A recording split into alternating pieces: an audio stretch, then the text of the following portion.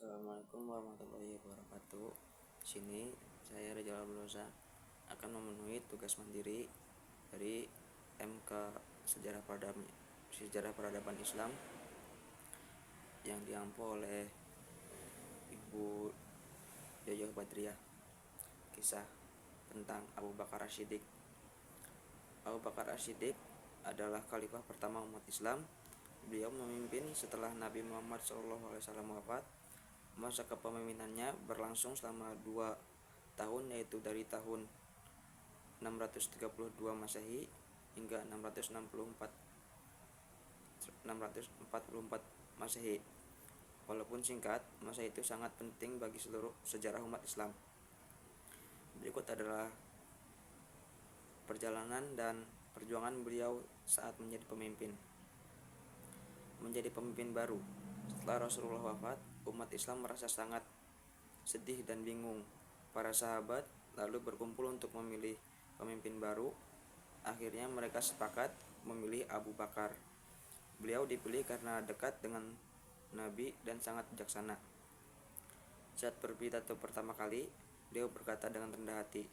Beliau meminta rakyat untuk mengingatkannya jika ia berbuat salah. Yang kedua, menghadapi banyak masalah besar. Baru saja memimpin, Abu Bakar langsung menghadapi ujian berat. Banyak suku Arab yang mendadak berubah setelah Nabi wafat. Masalah utama yang dihadapi beliau adalah yang pertama, kaum yang murtad, orang-orang yang keluar dari agama Islam. Yang kedua, nabi palsu, orang-orang yang mengaku sebagai nabi baru. Yang ketiga, yaitu penolakan zakat, orang yang tidak mau lagi membayar zakat. Abu Bakar bertindak sangat tegas. Beliau mengirim pasukan untuk menyatukan mereka kembali. Peristiwa ini dikenal dengan nama Perang Ridho. Berkat ketegasannya, wilayah Islam kembali aman dan bersatu. Selanjutnya itu mengumpulkan ayat Al-Quran. Ini adalah salah satu jasa terbesar Abu Bakar. Akibat perang melawan kaum murtad, banyak penghafal Al-Quran yang gugur. Sahabat lain bernama Umar bin Khattab merasa khawatir Al-Quran akan hilang. Umar mengusulkan agar ayat-ayat Al-Quran ditulis dan dikumpulkan menjadi satu buku. Abu Bakar setuju. Beliau lalu menyuruh sahabat bernama Zaid bin Sabit untuk mengumpulkan semua catatan ayat Al-Quran. Buku itu menjadi cikal bakal mushaf Al-Quran yang kita baca sekarang. Selanjutnya itu memperluas wilayah Islam. Setelah keadaan di dalam negeri aman, Abu Bakar mulai melihat keluar. Beliau ingin menyebarkan perdamaian Islam ke wilayah yang lain. Beliau mengirim pasukan ke arah daerah Persia dan Romawi Timur. Pasukan Islam berhasil membebaskan beberapa daerah penting agar dakwah Islam bisa masuk ke sana. Wafatnya sang khalifah. Pada tahun 634 Masehi, Abu Bakar jatuh sakit. Beliau wafat pada usia 63 tahun. Usia wafatnya sama persis dengan usia wafat Nabi Muhammad. Sebelum wafat, beliau menunjuk Umar bin Khattab sebagai penggantinya agar tidak ada perpecahan lagi. Abu Bakar dimakamkan tepat di samping makam Nabi Muhammad SAW di Madinah. Tantangan yang pertama yaitu pasukan Usamah bin Zaid. Sebelum wafat, Rasulullah telah menyiapkan pasukan besar yang dipimpin oleh pemuda bernama Usamah bin Zaid untuk menghadapi kekaisaran Romawi.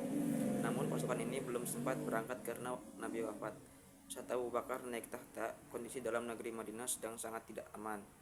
Banyak suku di luar Madinah mulai memberontak. Para sahabat senior menyarankan Abu Bakar untuk membatalkan pemberakan pasukan Usamah demi menjaga keamanan Madinah. Namun Abu Bakar menunjukkan keteguhan iman yang luar biasa. Beliau menolak keras saran tersebut dan berkata, "Demi Allah, saya tidak akan menurunkan bendera yang telah dipasang oleh Rasulullah." Pasukan Usamah tetap berangkat. Keputusan ini ternyata sangat cerdas. Musuh-musuh Islam di luar Madinah menjadi gentar. Mereka mengira Madinah sangat kuat dan punya pasukan banyak, padahal pasukan terbaiknya sedang pergi berperang.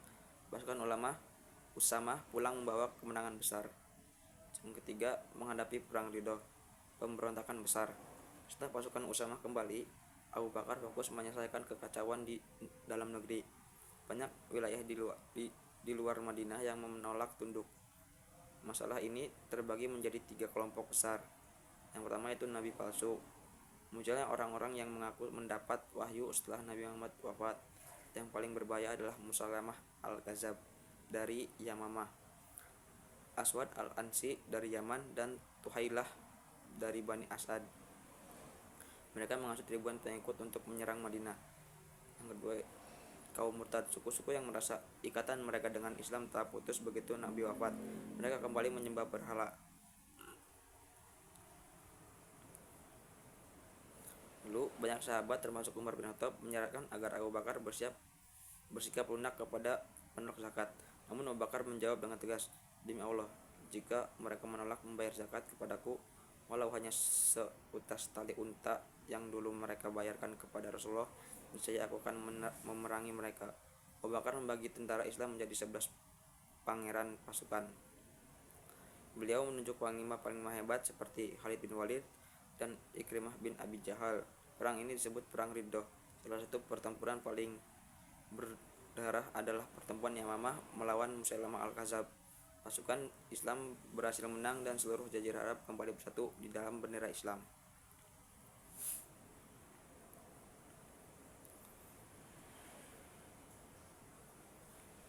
Itu akhir hayat sang Abu Bakar Siddiq.